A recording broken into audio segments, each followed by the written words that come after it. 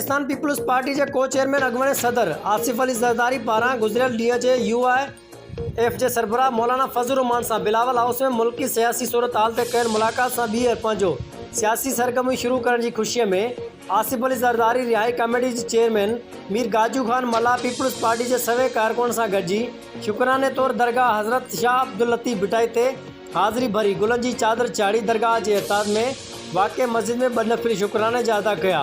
उन मौके ते मीर गाजू खान मल्ला चेयरमैन आसिफ अली ज़रदारी रिहाई कमेटी मकामी साहिबन सां ॻाल्हाईंदे चयो त नाअहल सिलेक्टेड हुकुमरान जे करे मुल्क इंतहाई ख़तरनाक सूरत हाल में गुज़री रहियो आहे।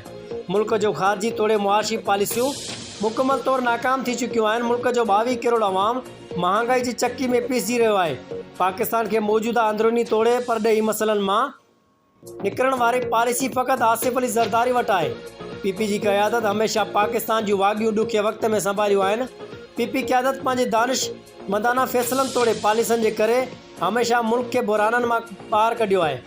मुल्की हालतनि मूजिब वक़्त जे अशद ज़रूरत आहे त बिना देर नयूं चूंडूं कराए सिलेक्टेड हुकूमत खे घर बीड़ो कयो वञे। हिननि चयो त पीपल्स पार्टी आसिफ अली ज़रदारी बिलावल भुट्टो की क़यादत में समूरे मुल्क में वॾी अक्सरियत सां कामयाब थी बिलावल भुट्टो के वज़ीर आज़म बनायो वेंदो। मीर गाजू खान चयो त पीपल्स पार्टी वफ़ाक़ की अलामत है जेका मुल्क में वफ़ाक़ के मज़बूत करण सां गॾु नंढनि सूबनि के हक़नि जो भरपूर दफ़ा करे थी।